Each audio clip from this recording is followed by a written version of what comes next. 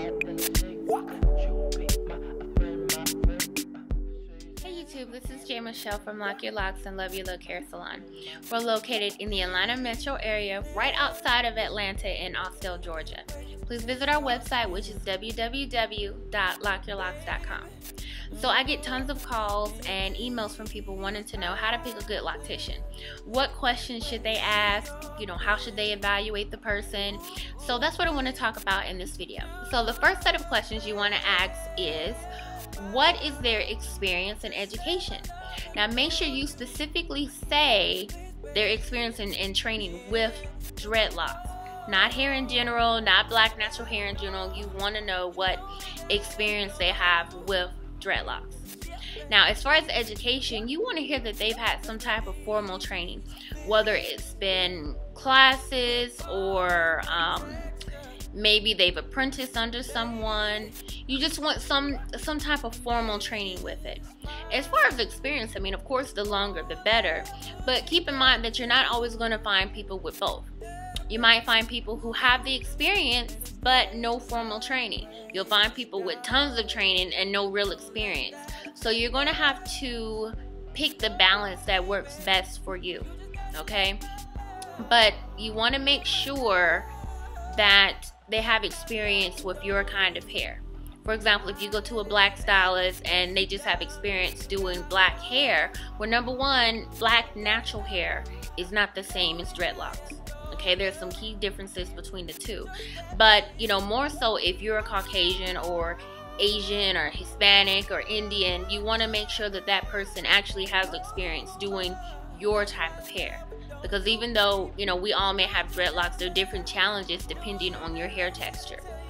So as far as me, I've taken several training courses and classes on dreadlock hair care. I've been mentored by several master locticians, and I've been doing locks for 10 years.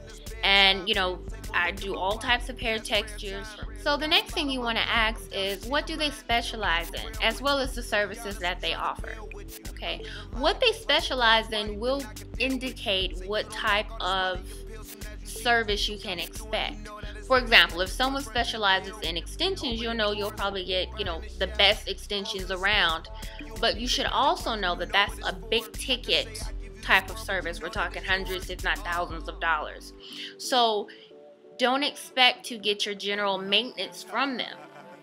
Okay, usually people may go to one person for extensions and go to someone else for their general maintenance.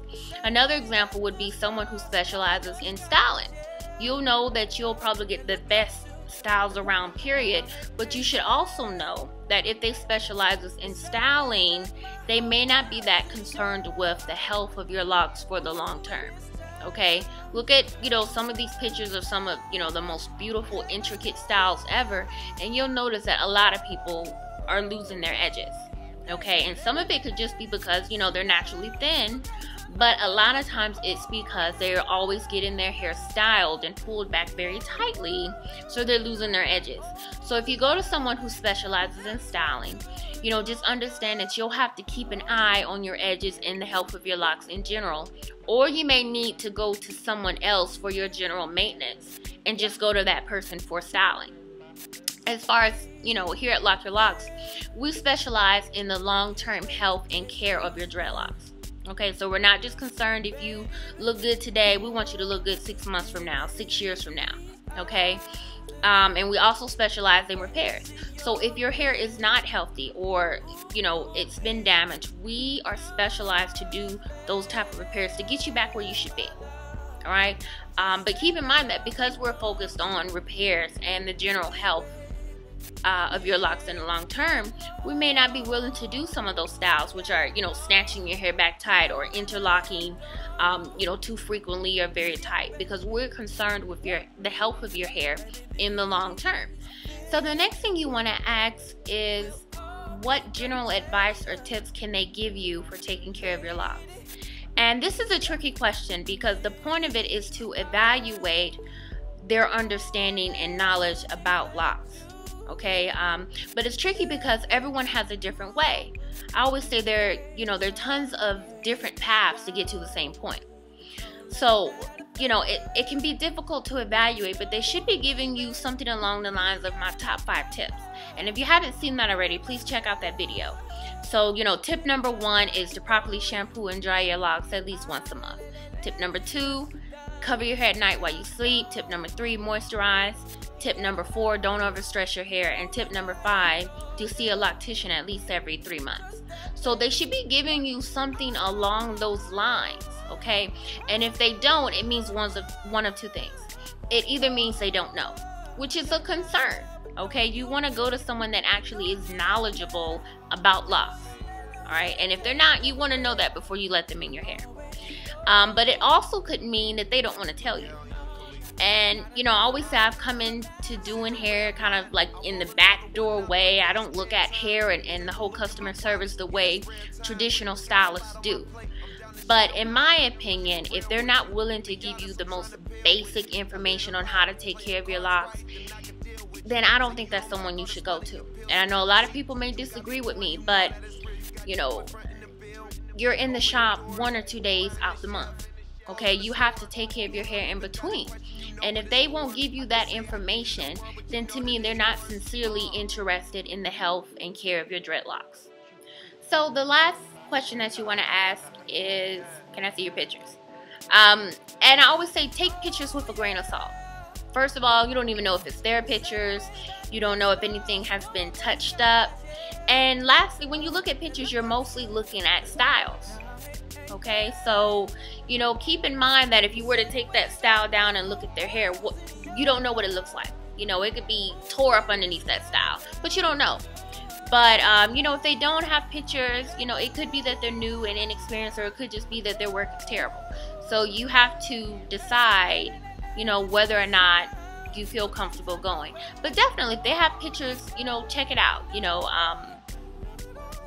See if their clients have their edges. See if they have pictures of repairs. See if they have pictures of extensions. See if they have pictures of just the before and after, not necessarily the after with the style, but the before. You want to see the transformation. All right, but like I said, you take it with a grain of salt. So those are the 4 most important questions you should consider. However, if you want to be thorough, I think you should ask a few more questions. The first of which is, do they work out of their home or a salon? I personally, I own a salon, and I'm of the mindset that you should go to a salon. That's where the professional equipment is, and that's the safest for you as a client and for them as a stylist. However, if you're going to someone's house, that's fine.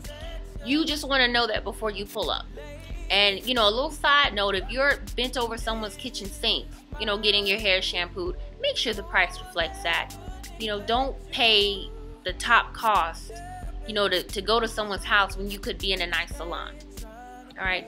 Next thing you want to do is ask them how their appointments go. Meaning, if you make a 10 o'clock appointment and you show up at 10 o'clock, are you going to be seen at 10 o'clock? Okay. You don't want to show up Saturday morning and there are 4 other people with the same appointment time and y'all are all waiting for the same stylist. Okay. I know that's what a lot of people do, but at Lock Your Locks, we don't believe in double and triple booking.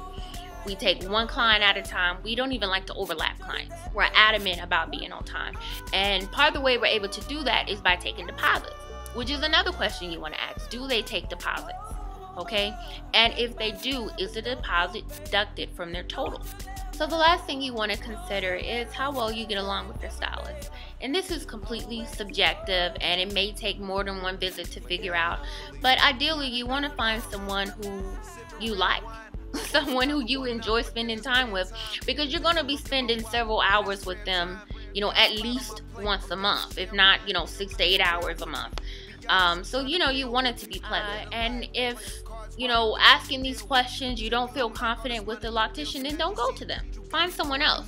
If there's no one in your area, don't be afraid to drive a little further and go somewhere else. You may have to travel, but it's really important to make sure you find someone who's competent and knowledgeable about what they're doing. And hopefully this video will help you do that.